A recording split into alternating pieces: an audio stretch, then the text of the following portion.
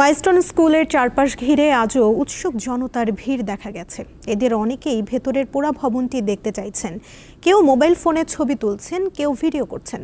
তবে ভেতরে কাউকেই প্রবেশ করতে দেয়া হচ্ছে না। সেখানকার পরিস্থিতি জানাতে আমাদের সঙ্গে যুক্ত আছেন সহকর্মী এম এ হালিম। হালিম, রোববার থেকে স্কুল সীমিত পরিসরে খোলার ঘোষণার বিষয়ে শিক্ষার্থী অভিভাবকরা কি বলছেন?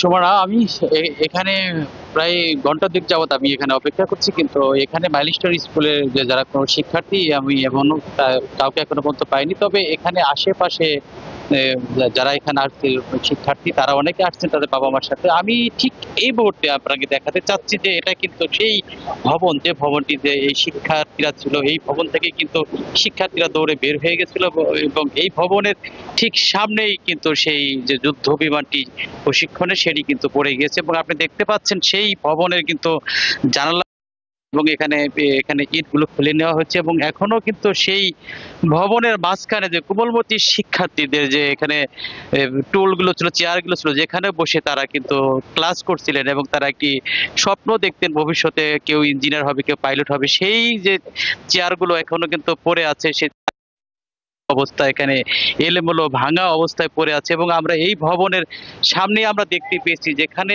ঠিক যে যুদ্ধ বিমানটি পড়েছিল সেই বিমানটির স্থানে কিন্তু আমরা দেখতে পেয়েছি পানি জমে আছে।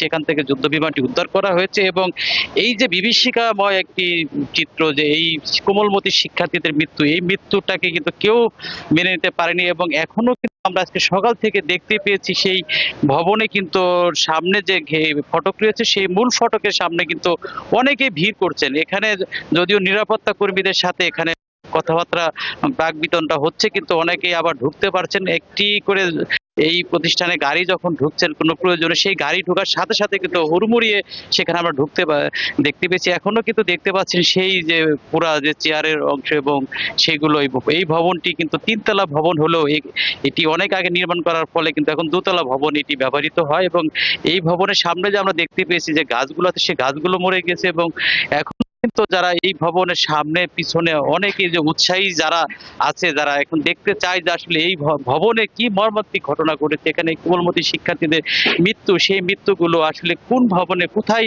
হয়েছে সেই বিষয়টি দেখার জন্য অনেক দূর দূরান্ত থেকে আমরা দেখতে পেয়েছি এখানে যারা রয়েছে এই আসছেন এবং অভিভাবক সহ এবং যারা সাথে ছোট বাচ্চাদের দেখাতে আসছে আসলে এই ভবনে কি ঘটেছিল। সব মিলিয়ে আজকে এই পঞ্চম দিনেও কিন্তু আমরা দেখতে পাচ্ছি যে এই মাইলস্টোন স্কুল অ্যান্ড কলেজের যে দিয়াবাড়ি ক্যাম্পাস, সেই ক্যাম্পাসের সামনে মানুষের ভিড় রয়েছে এবং আজকে আপনি জানেন যে এই শুক্রবারের দিন কিন্তু এখানে বাংলাদেশে কিন্তু একটি বিভিন্ন মন্দির, মসজিদ এবং উপাসনালয়গুলোতে কিন্তু দোয়া মাহফিলের আয়োজন করা হয়েছে, যে এখানে যে মৃত্যুর ঘটনা ঘটেছে সেগুলোকে। এবং তার মধ্যে আজকে আমরা দেখতে পেয়েছি এই মাইলস্টোন স্কুলে যারা নিহত হয়েছে সেই স্বজনদের বাড়িতে আমরা আশেপাশে যেখানে বাড়িগুলো রয়েছে সেখানে কিন্তু বিএনপির স্থায়ী কমিটির যে বিভিন্ন সদস্য যারা রয়েছে তারা কিন্তু আসছেন এবং দুপুরের পরও এখানে অনেকের আসার কথা রয়েছে।